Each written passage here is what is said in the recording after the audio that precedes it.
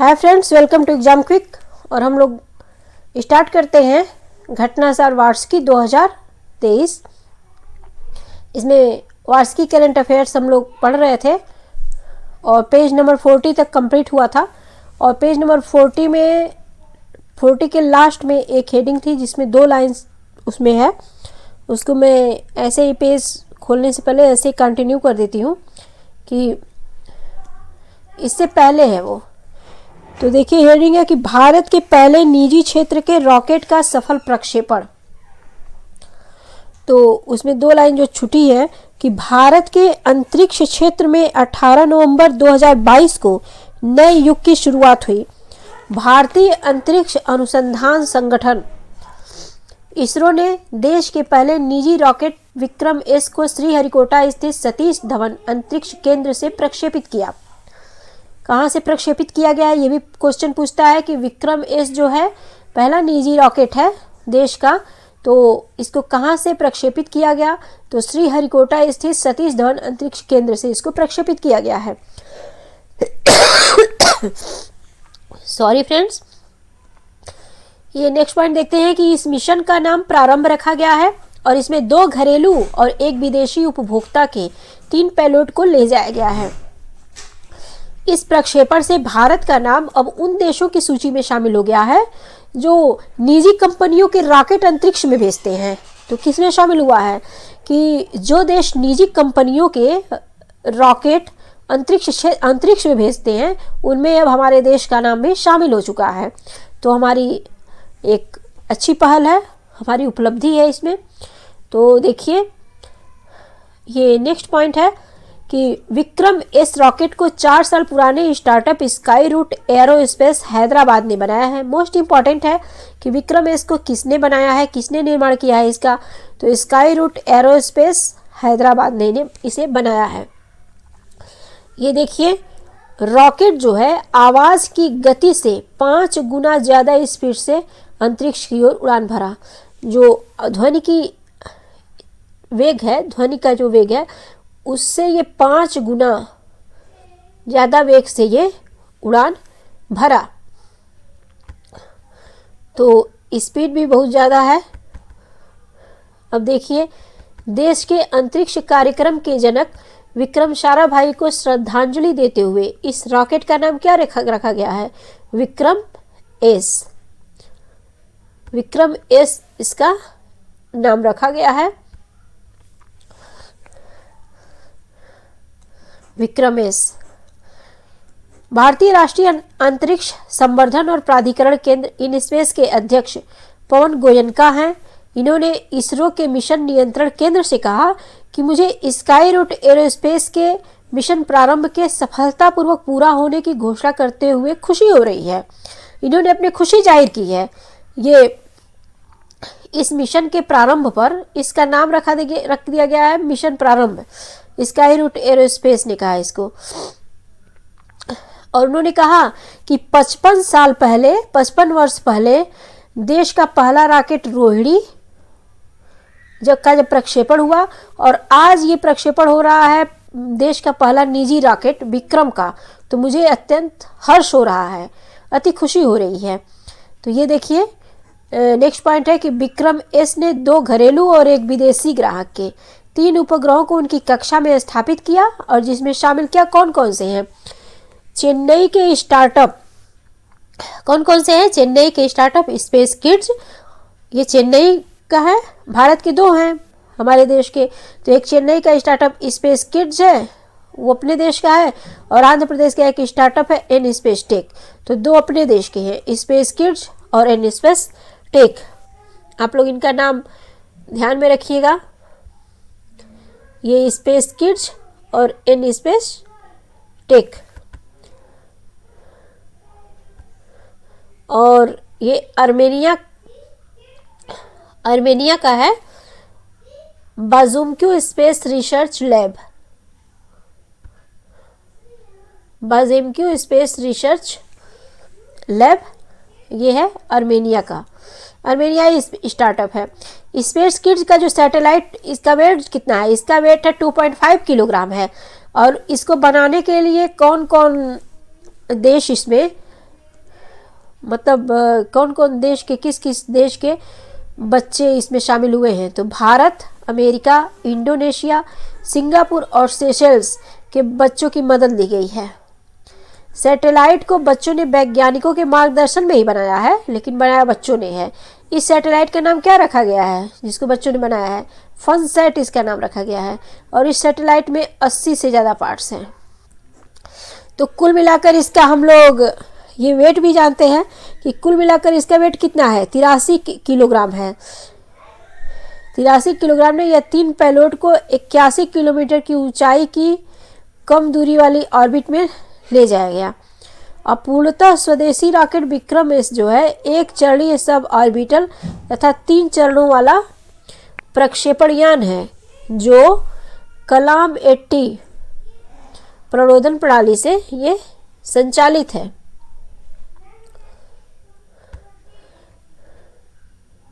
तो कलाम 80 प्रणोदन प्रणाली से ये संचालित है। अब देखिए ये स्काई रूट, नेक्स्ट पॉइंट है Skyroot aerospace Vikram rocket के 3 संस्करणों पर कार्य कर रहा है। स्काई रूट एरोस्पेस और अप्रैल 2023 तक एक अन्य स्टार्टअप अग्निकुल कॉस्मॉस जो है अपने निजी रॉकेट अग्निवाड़ का प्रक्षेपण करेगा। तो एक अन्य स्टार्टअप है अग्निकुल कॉस्मॉस, उसका नाम है, वो अपने निजी रॉकेट एक है उसका नाम है अग्निवाड़, उसका करेगा प्रक्षेपण। नेक्स्ट हम लोग देखते हैं विक्रम एस प्रक्षेपण के बाद 89.5 किलोमीटर की ऊंचाई पर पहुंचा। 6 किलोमीटर लंबा यह रॉकेट दुनिया के पहले ऐसे रॉकेट में शामिल है जिसमें घुमाव की स्थिरता के लिए 3D प्रिंटेड ठोस प्रक्षेपक लगे हैं। इसमें 3D प्रिंटेड प्रक्षेपक लगे हुए हैं, ठोस प्रक्षेपक है ये। और हैदराबाद स्थित स्काई रूट एरोस्पेस की स्थापना 2018 में हुई। यह देश में सबसे अधिक धन जुटाने वाला स्टार्टअप है। ये स्काई रूट एरोस्पेस की स्थापना कब हुई? 2018 में हुई। और ये कहाँ पे हुई? ये कहाँ पे स्थित है? हैदराबाद में। सॉरी, यह देश में सबसे अधिक धन जुटाने वाला पहला स्टार्टअप है। इसने बेंगलुरु और चेन्नई स्थित अपने केंद्रों में पूरी तरह से 3D रॉकेट इंजन का निर्माण किया। यह अंतरिक्ष में कदम रखने वाला देश का पहला स्टार्टअप बन गया है। अब देखिए, पीएम मोदी ने G20 प्रेसिडेंसी का लोगो, थीम और वेबसाइट को लॉन्च किया है। पीएम मोदी ने, ये बहुत ही महत्वपूर्ण क्वेश्चन है, प्रश्न है, बहुत ही महत्वपूर्ण प्रश्न है ये, कि क्योंकि इसको पीएम मोदी ने इसके लोगों को, वेबसाइट को और थीम को, ये सब मोदी जी ने रखा है। बहुत ही महत्वपूर्ण है ये प्रश्न।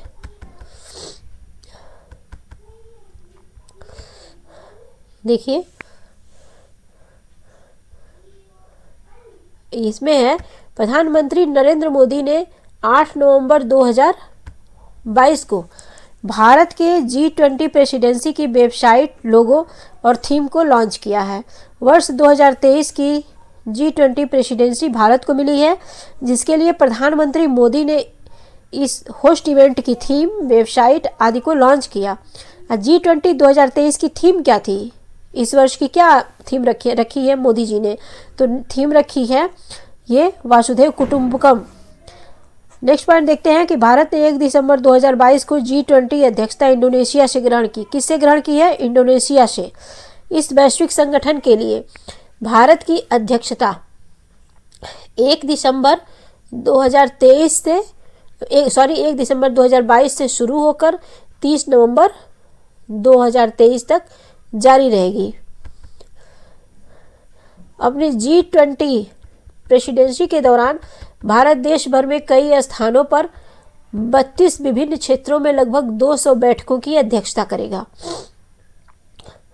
तो इसको आप लोग ध्यान में रखिए, इन सारे पॉइंट्स को, इम्पॉर्टेंट जो है वो मैं आप लोगों को बताती चल रही हूँ। देखिए अब ये भी इम्पॉर्टेंट हो जाएगा कि G20 का लोगो भारत के नेशनल फ्लैग से प्रेरित है। उसमें पूछेगा G20 का लोगो किससे प्रेरित है, यूएनओ से, किससे, ऐसे अंतर्राष्ट्रीय संगठन का नाम देगा। तो G20 का लोगो भारत के नेशनल फ्लैग से प्रेरित है, जिसमें केसरिया, सफ़ेद और हरा रंग शामिल है। इस लोगो में भारत के नेशनल फ्लावर कमल यानी लोटस को अर्थ प्लेनेट के साथ दर्शाया गया है, जो चुनौतियों के बीच विकास को प्रदर्शित करता है। तो यह महत्वपूर्ण है टॉपिक है।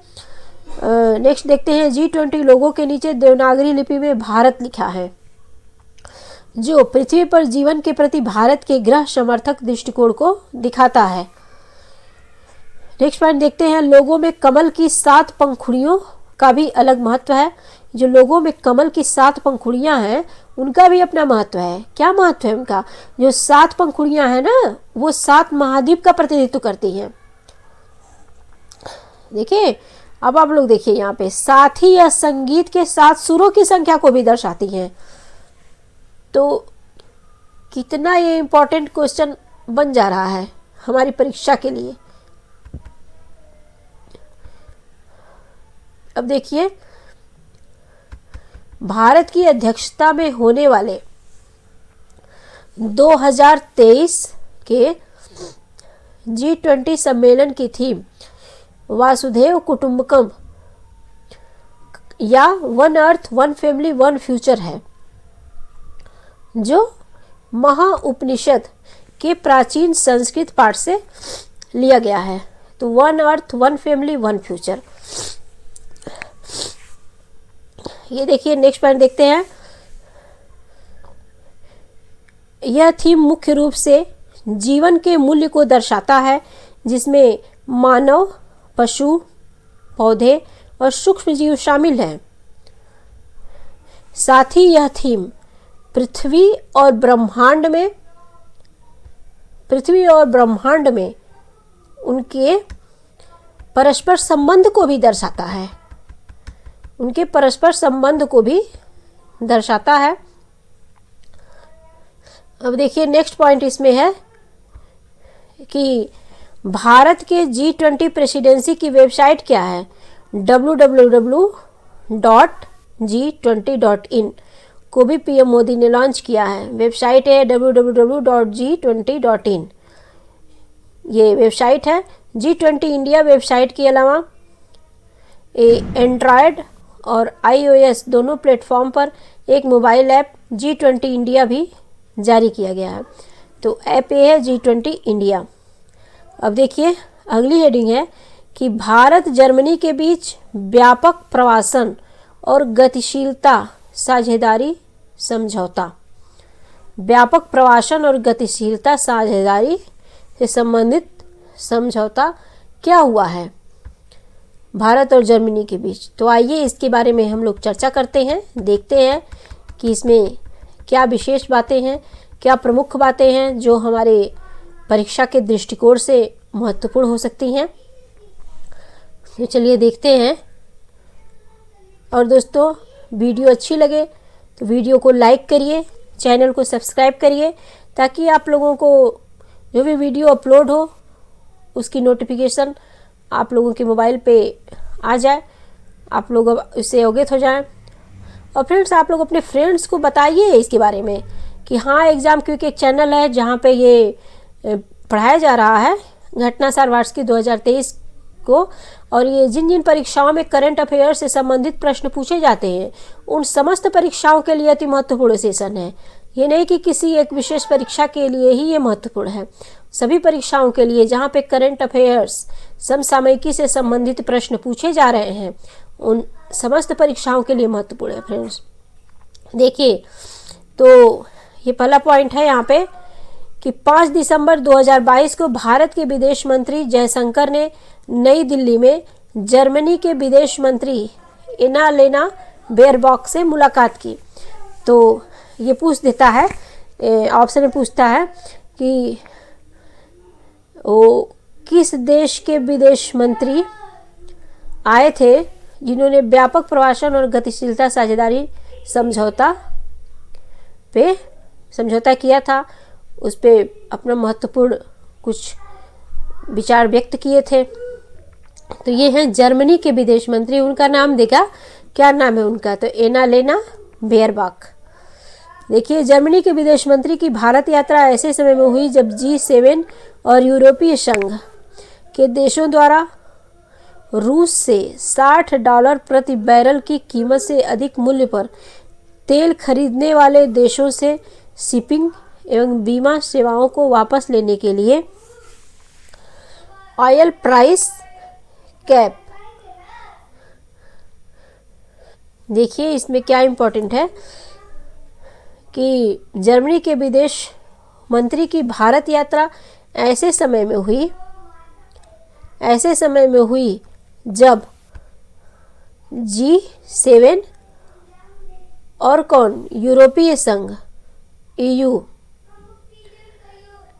के देशों द्वारा रूस से $60 प्रति बैरल की कीमत से अधिक मूल्य पर तेल खरीदने वाले देशों से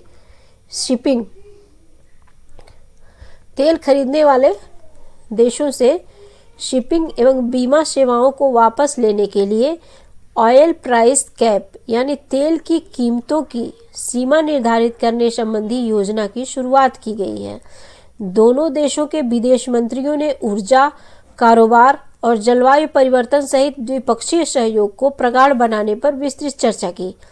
दोनों देशों के बीच वार्ता के बाद भारत और जर्मनी ने व्यापक प्रवासन और गतिशीलता साझेदारी पर एक समझौते पर हस्ताक्षर किए और इस समझौते का उद्देश्य क्या था कि दोनों देशों में लोगों के लिए अनुसंधान, अध्ययन और क्या काम के लिए यात्रा को आसान बनाना है। किसी काम के लिए आदमी जा रहा है इंसान, तो उसकी यात्रा को आसान बनाने पर भी समझौता इस समझौते में शामिल है। यह समझौता क्या है? यह समझौता दोनों देशों के बीच संबंधों के संदर्भ में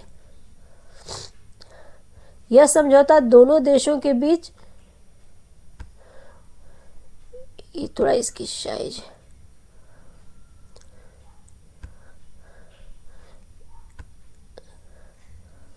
दोनों देशों के बीच संबंधों के संदर्भ में अधिक समकालीन साझेदारी का आधार होगा। तो ये इम्पोर्टेंट है। देखिए, यह समझौता क्या करेगा? दोनों देशों के बीच संबंधों के संदर्भ में अधिक समकालीन साझेदारी का आधार होगा। दोनों पक्षों ने द्विपक्षीय मुद्दों पर बातचीत की, जिसमें नवीकरणीय ऊर्जा तथा ऊर्जा संक्रमण पर भारत को जर्मनी की सहायता के साथ साथ दोनों देशों की हिंद प्रशांत रणनीति जैसे अंतर्राष्ट्रीय मुद्दे शामिल थे।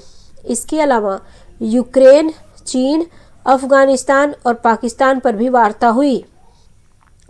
भारत और जर्मनी के बीच द्विपक्षीय संबंध साझा लोकतांत्रिक सिद्धांतों पर आधारित है।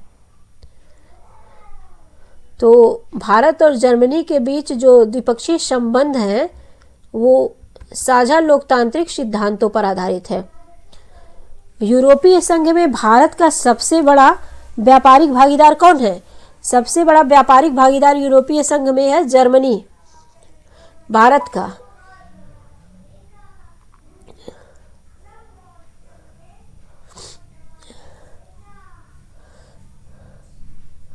तो फ्रेंड्स,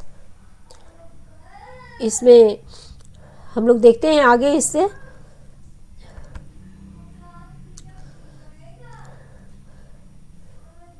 कि जर्मनी भारत को विकास परियोजनाओं में प्रतिवर्ष 3 बिलियन यूरो का सहयोग देता है। भारत को विकास परियोजनाओं में जर्मनी कितना सहयोग देता है? जर्मनी सहयोग देता है 3 बिलियन यूरो का, जिसमें से 90% जलवायु परिवर्तन से मुकाबले और प्राकृतिक संसाधनों की रक्षा के साथ स्वच्छ एवं हरित ऊर्जा को बढ़ावा देने के उद्देश्य में काम आता है।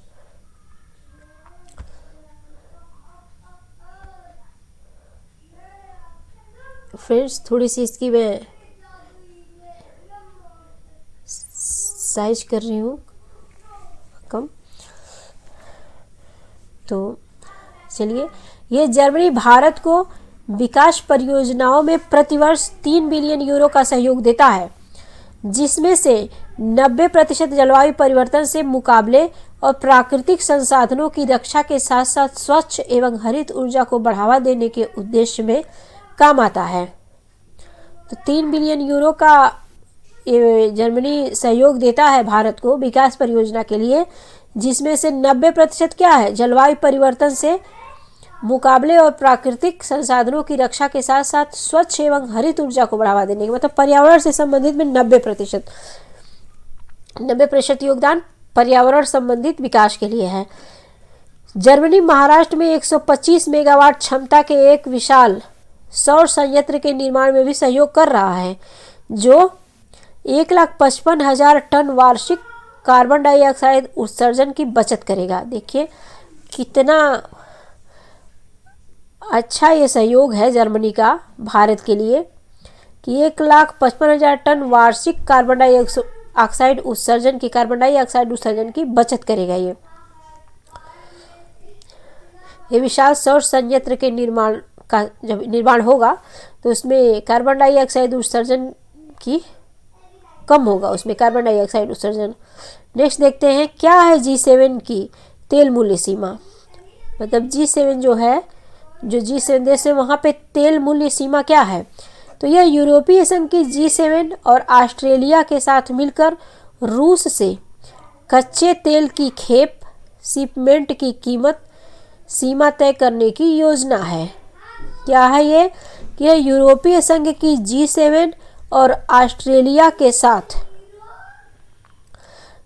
यह यूरोपीय संघ की G7 और ऑस्ट्रेलिया के साथ मिलकर रूस से कच्चे तेल की खेप और शिपमेंट की कीमत सीमा तय करने की योजना है, जो अभी के लिए $60 प्रति बैरल आंकी गई है। अभी के लिए कितना आंकी गई है, $60 प्रति बैरल। अगला पॉइंट हम लोग देखते हैं कि इस मूल्य सीमा का मुख्य उद्देश्य हस्ताक्षरकर्ता देशों में कंपनियों को रूसी कच्चे तेल के कार्गो जहाज़ों को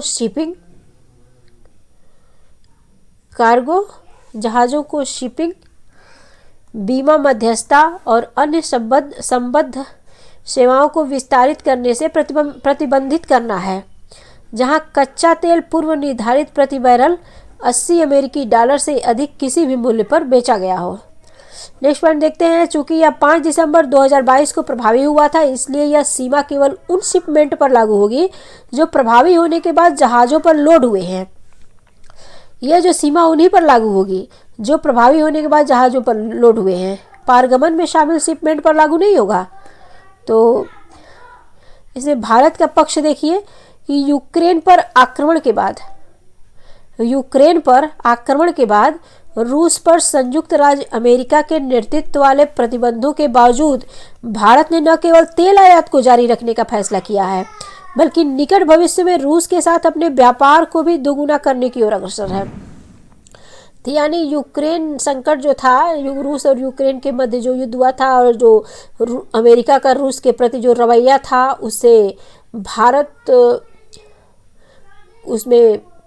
उससे न्यूट्रल रहते हुए, उदासीन रहते हुए वो अपने नीतियों पर और अपनी अंतर्राष्ट्रीय राजनीति पे ध्यान केंद्रित किया हुआ है। तो देखिए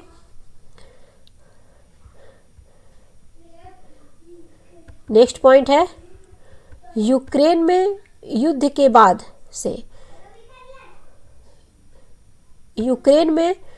के बाद से रूसी तेल की खपत बढ़ाने के सरकार के निर्णय के बचाव में यह ध्यान दिया जाना चाहिए कि भारत जो है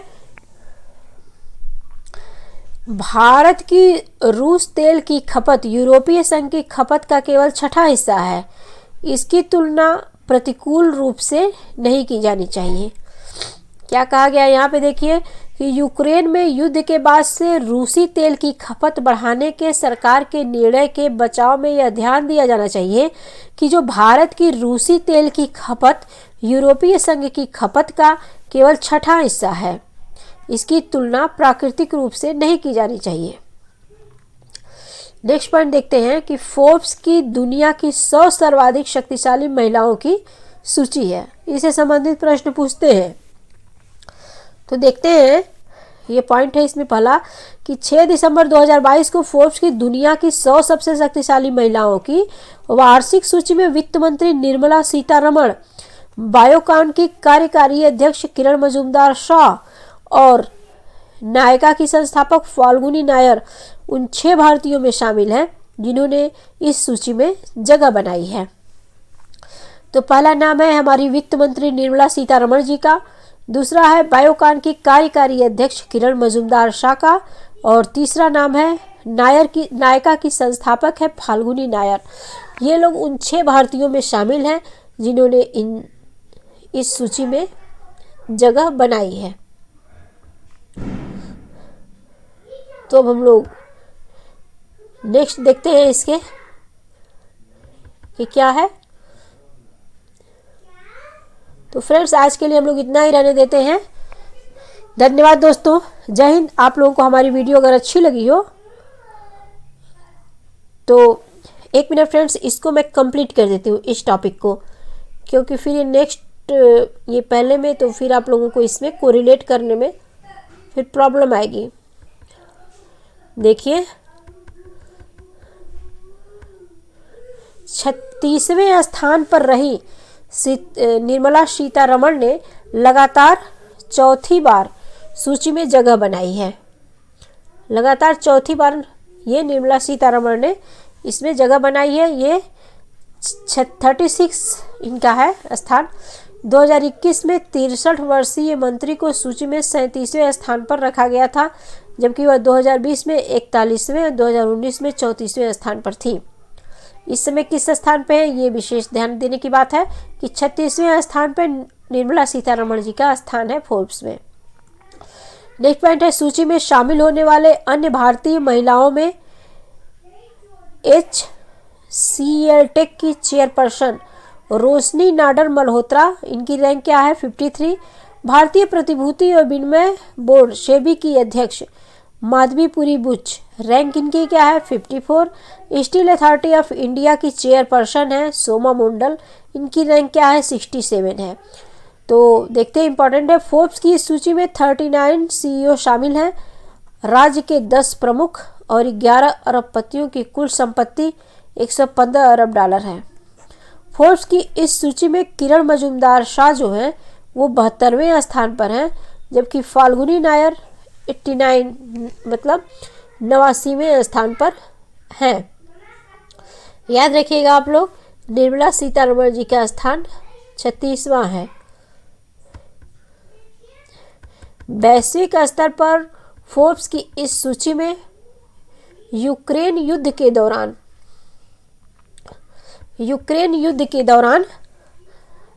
उनके नेतृत्व के लिए, साथ ही साथ कोविड-19 महामारी से निपटने के लिए यूरोपीय आयोग के अध्यक्ष उर्सुला वॉन डेर लेयेन दुनिया की 100 सबसे शक्तिशाली महिलाओं की 19वीं वार्षिक फोर्ब्स सूची में शीर्ष पर हैं। तो जो यूरोपीय आयोग की अध्यक्ष है उर्सुला वॉन डेर लेयेन, ये दुनिया की 100 सबसे शक्तिशाली महिलाओं में ये फोर्ब्स सूची में शीर्ष पर हैं ये। जबकि यूरोपीय सेंट्रल बैंक की अध्यक्ष क्रिस्टीन लेगार्ड को दूसरे स्थान पर रखा गया है। पहले स्थान पे आप लोग याद रखिएगा यूरोपीय आयोग की अध्यक्ष जो है उर्सुला वॉन डेर लेयेन है, इनको शीर्ष स्थान फोर्ब्स सूची में मिला है। और सेकेंड नंबर पे कौन है? सेकेंड नंबर पे है ये यूरोपीय सेंट्रल बैंक की अध्यक्ष क्रिस्टीन लेगार्ड को दूसरे स्थान पर रखा गया है। वहीं अमेरिकी उपराष्ट्रपति कमला हैरिस सूची में तीसरे स्थान पर हैं। कमला हैरिस किस स्थान पे है सूची में? तीसरे स्थान पे। नेक्स्ट पॉइंट देखते हैं, फोर्ब्स 100 सूची में ईरान के जीना महसा अमिनी ने मरणोपरांत प्रभावशाली जगह बनाई है। सितंबर में उनकी मृत्यु ने इस्लामिक राष्ट्र में अपने अधिकारों के लिए एक अभूतपूर्व महिला नेतृत्व वाली क्रांति को जन्म दिया है। तो धन्यवाद दोस्तों, आज के लिए इतना ही रहने देते हैं। और आप अपनी सभी फ्रेंड्स से ये बताइए कि एग्ज़ाम क्विक एक चैनल है जहाँ पे ये करंट अफेयर्स घटनासार वार्षिकी 2023 को प्रारंभ किया गया है और वहाँ पे हम पूरा कंप्लीट कराएंगे। और जिन जिन परीक्षाओं में ये करंट अफेयर से संबंधित प्रश्न पूछे जाते हैं उन सभी परीक्षाओं के लिए अति महत्वपूर्ण सेशन है। इसलिए आप सभी लोगों से ये हमारा एक गुजारिश है कि आप लोग हमारे चैनल को लाइक करिए, हमारे इसको वीडियो को लाइक करिए, चैनल को सब्सक्राइब करिए दोस्तों। जय हिंद, धन्यवाद।